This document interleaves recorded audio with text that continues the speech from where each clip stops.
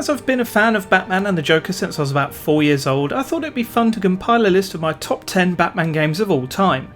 Expect to see a mix of retro and recent games in this list. The only rule I've set myself is to include just one game from a particular series. So with Arkham or Lego, I've limited my choice to just one favourite. This is to try and keep the list interesting and varied, rather than filling it up with 3 or 4 Arkham titles. So here we go.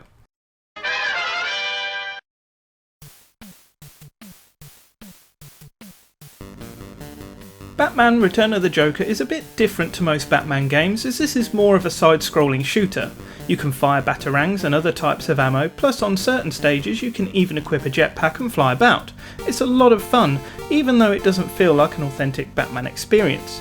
It's also quite challenging, as some enemies attack as soon as they appear on screen, making them tough to dodge and often resulting in you getting knocked back and down to your death. Thankfully though, there are infinite continues and a simple password system in place. The graphics are some of the best I've seen on the NES, and with this game developed by Sunsoft, the music is great as well, just like their original Batman game. There was an updated version released on the Mega Drive called Revenge of the Joker, but honestly I think the visuals and sound look worse than the 8-bit original. I recommend the Nintendo version out of the two.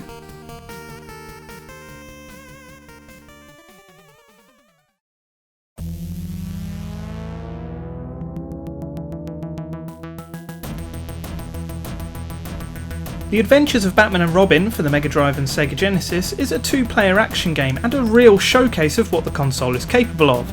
The graphics, animation and amount of action on screen is incredible. The developers certainly knew how to get the most out of the system. Some may argue that this game deserves to be higher up on the list, but I found it too damn hard, which unfortunately really limited my enjoyment of the game. It's punishingly tough, but it is fun in short bursts and worth a look at if you have a lot of patience or an action replay cartridge.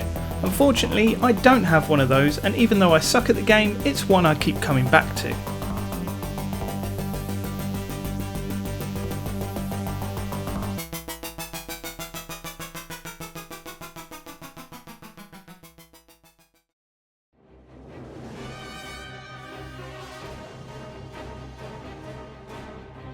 Batman Vengeance is another game based on the excellent animated TV show from the early 90s. This particular title takes its art direction from the 4th and final series.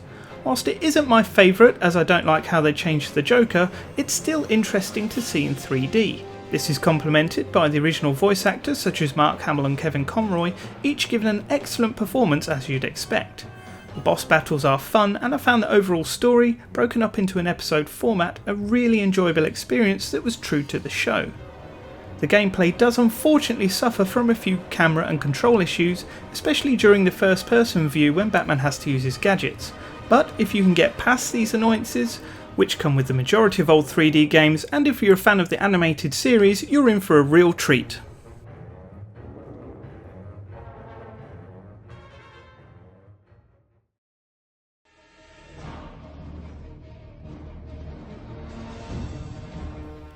Batman Begins feels like a game that's rarely talked about, but it really impressed me for a licensed game based on a movie.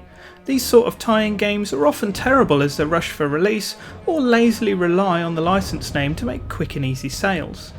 This game is dark, gritty, and does a great job of capturing the essence of Batman.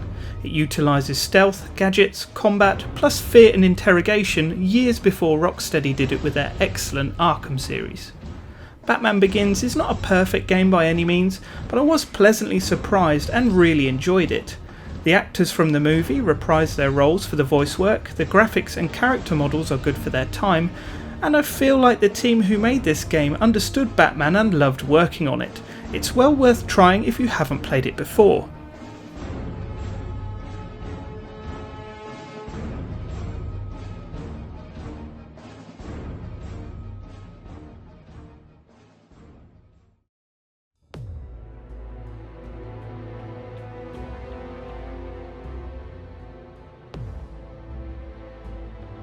Batman, the Telltale series, was thoroughly enjoyable despite its flaws.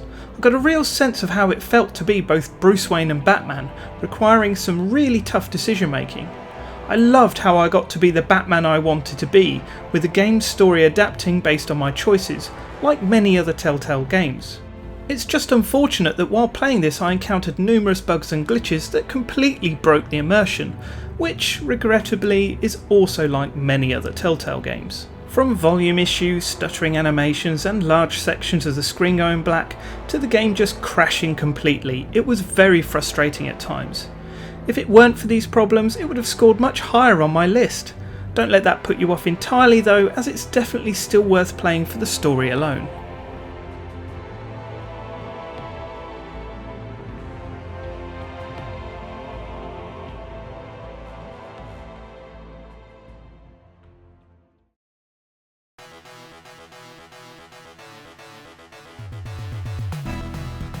I must admit that this Batman game was one of the toughest decisions to make in this list. The NES version is a classic with great platforming action, wall jumping and fantastic music, but honestly I just had more fun with the Mega Drive version.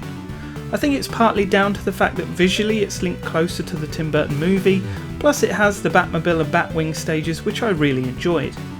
The main downside to the Mega Drive Batman game was that it felt like I spent too much time on the ground doing low kicks to try and avoid damage. There's no wall jump in this version, but there is the classic grapple and batarangs. I would suggest you play both versions of this classic game as they're excellent in their own right. They just weren't different enough to justify 2 entries in this list when there are so many Batman games to cover.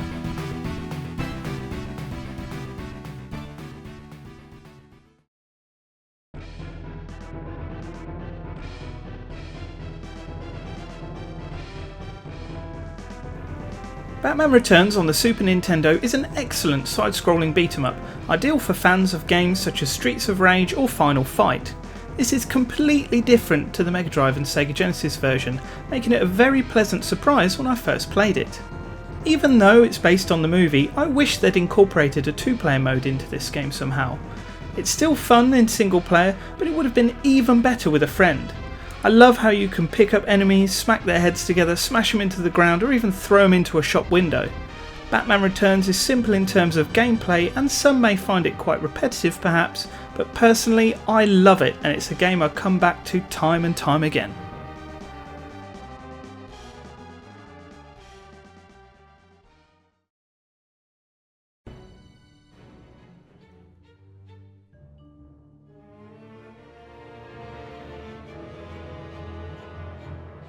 While LEGO Batman the video game is quite a simplified and comedic action game, the level designs, references, music and characters made this arguably the best 3D Batman game ever at the time. Honestly, before this, a lot of people had almost given up on the possibility that anyone could ever make a good 3D Batman game. In fact, I loved this game so much that I held off completing it for ages as I didn't want the experience to be over. Quite hard to explain and sounds a little bit weird maybe, but I thoroughly enjoyed it. Went on to 100% complete it and then bought it on the Nintendo DS to go through it all over again. As for the other LEGO Batman games, while they're still good, I don't think any of them quite captured the feel of the first game. Branching out into space and flying about is still fun, but I prefer to stay in Gotham with all the Batman characters. I'm also not a huge fan of the split screen mode they added in the later games, as it could be quite disorientating.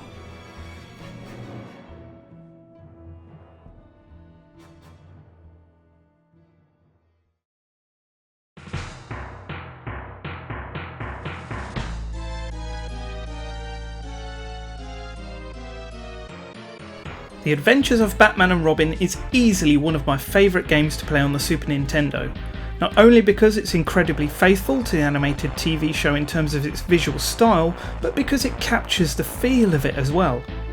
Much like Batman Returns, this is completely different to the Sega Genesis and Mega Drive version, being slower paced and with a stronger focus on gadgets.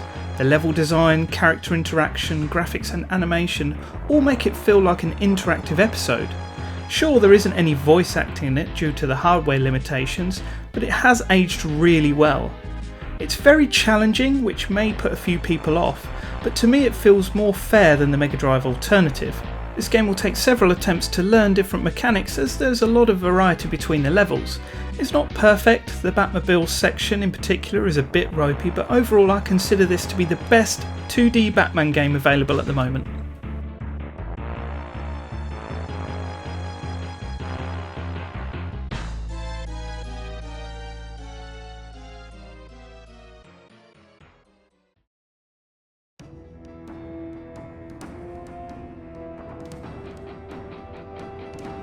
Of all the Arkham games, Arkham City was my favourite. If you're a fan of Batman, it's likely you've played these already, but if not, start with Arkham Asylum and enjoy the ride. This game built upon everything that made the original so amazing and opened up the environment with various side missions and objectives. There was also the opportunity to play as Catwoman, which added a new perspective, and her combat style and story sections were a cool addition. She even had her own Riddler trophies to collect in areas that weren't accessible to Batman. Even though the most recent Arkham Knight game is bigger and features better graphics thanks to it being released on a next generation console, I feel that Arkham City was the most enjoyable experience, with the best combination of villains to fight and overall story, where Batman was pushed to his limits.